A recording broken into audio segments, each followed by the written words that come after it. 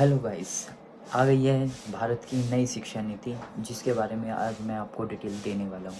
सारी डिटेल आपको मिलती रहेंगी, प्रोवाइड होती रहेंगी। बाकी मैं आपको बताऊँगा कि क्या ये नई पॉलिसी लेकर आई है सरकार हमारी। तो नई शिक्षा नीति को जो है वो कैबिनेट की मंजूरी मिल चुकी है। 10वीं बोर्ड जो है अब नहीं होगा। जी हाँ, आपने सही सुना कि अब 10वीं बोर्ड नहीं होगा। 10वीं के जो छात्र हैं उनको परीक्षा अब नहीं देनी पड़ेगी। कौन सी? बोर्ड परीक्षा। एमफिल भी बंद हो जाएगा। जो हमारे माननीय मंत्री साहब हैं शिक्षा विभाग के, उन्होंने भारत सरकार के प्रस्ताव को जो है नई शिक्षा नीति 2020 को, जो कि उन्होंने उस समय में जो है प्रस्ताव दिया था, उसका स्वीकृति प्रदान कर दी गई थी। वो शिक्षा नीति अब लागू हो गई है और ये शिक्षा नीति बदली है 36 ईयर्स में। 36 साल बाद जो है ये नई शिक्षा नीति लागू होने जा रही है। जो नई शिक्षा नीति है वो कैबिनेट ने नई शिक्षा नीति को हमारी न्यू एजुकेशन पॉलिसी 2020 को जो है हरी झंडी दे दी गई है। जो 34 साल बाद शिक्षा क्षेत्र में एक नया बदलाव किया गया है उसके बारे में मैं आपको यहाँ पर जानकारी दूंगा और एक बिल्कुल सरल तरीके से आपको बताऊंगा कि अब इसके तहत क्या क्या होगा।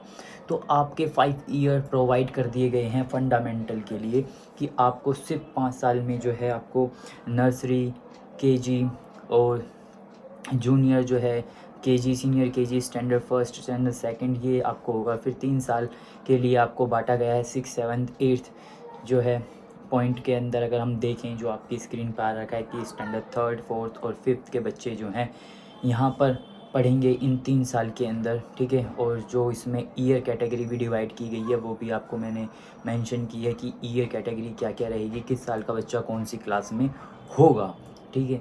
4 साल जो है आपको दिए जाएंगे।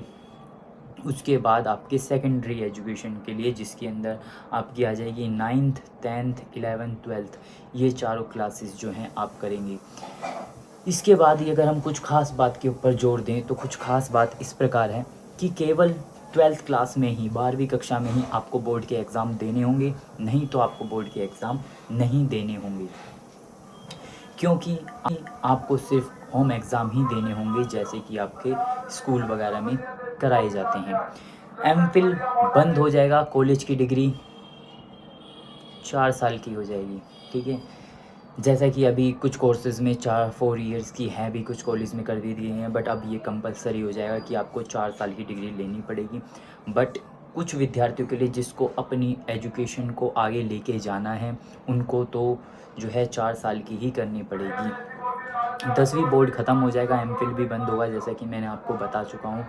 और अब 5वीं के छात्रों को, 5वीं तक के छात्रों को, सॉरी 5वीं तक के छात्रों को जो है अब मातृभाषा में पढ़ाया जाएगा। मातृभाषा, स्थानीय भाषा और राष्ट्रीय भाषा में ही पढ़ाने का प्रावधान किया गया है। बाकी विषय चाहे वो अंग्रेजी ही क्यों न हो, एक सब्जेक्टिव के तौर पर उसको पढ़ाया जाएगा। और पहले 10वीं की बोर्ड परीक्षा जैसे कि आप जानते थे कि अनिवार्य होती थी, देना ज़रूरी होता था, कंपलसरी होता था, जो कि अब नहीं होगा कंपलसरी। अब सिर्फ 9th to 12th, अगर हम बात करें 9वीं से 12वीं कक्षा तक सेमेस्टर में परीक्षा होंगी। जैसे आप कॉलेज में सेमेस्टर वाइज पर अपनी एग्ज़ामिनेशन को जो है देते हैं, और वो एग्ज़ामिनेशन आपको पता है कि किस प्रकार होते हैं। जो कॉलेज के छात्र हैं उनको पता है। इसी तरीके से 9 to 12th जो है वो क्लासेस जो होंगी और उनकी जो कक्षाएं होंगी वो सेमेस्टर वाइज होंगी। और स्कूली शिक्षा को जैसे कि मैंने आपको पहले कुछ 5 फंडामेंटल जो कैटेगरी दिखाई थी, आपको 5 कैटेगरी दिखाई थी जिसमें नर्सरी, केजी के और सीनियर केजी, जूनियर केजी वगैरह ये सारे थे, फर्स्ट स्टैंडर्ड, सेकंड स्टैंडर्ड के बच्चे थे। उसी तरीके से इस जिस फॉर्मूले में बांटा गया है वो फॉर्मूला है आपका 5-3-3-4 फॉर्मूला, और इस फॉर्मूले के तहत ही आपको पढ़ाया जाएगा, ठीक है।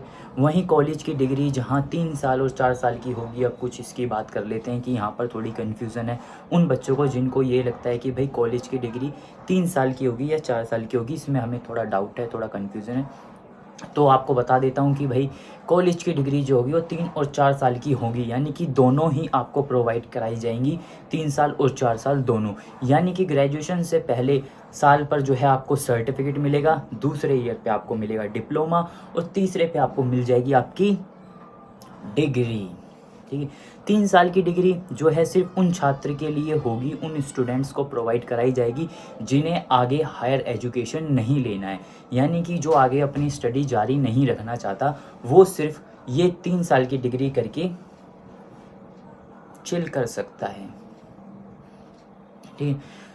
बट जिसको अपनी हायर एजुकेशन आगे लेके जानी है, जिसको अपनी एजुकेशन को और आगे लेके जाना है, उसको कुछ करना है आगे, जैसे कि ग्रेजुएशन कर लिया, पोस्ट ग्रेजुएशन करनी है, या और भी कोई उसको सर्टिफिकेट या डिप्लोमा या डिग्री कोर्सेज करने हैं, तो उसको 4 साल की ही डिग्री करनी होगी। 4 साल की डिग्री करने वाले स्टूडेंट को एक और फैसिलिटी जो है हमारी शिक्षा नीति में प्रोवाइड कराई गई है, और वो है कि उन छात्रों के लिए जो 4 साल की डिग्री लेंगे उनको सिर्फ पोस्ट ग्रेजुएशन 1 साल में ही करनी होगी।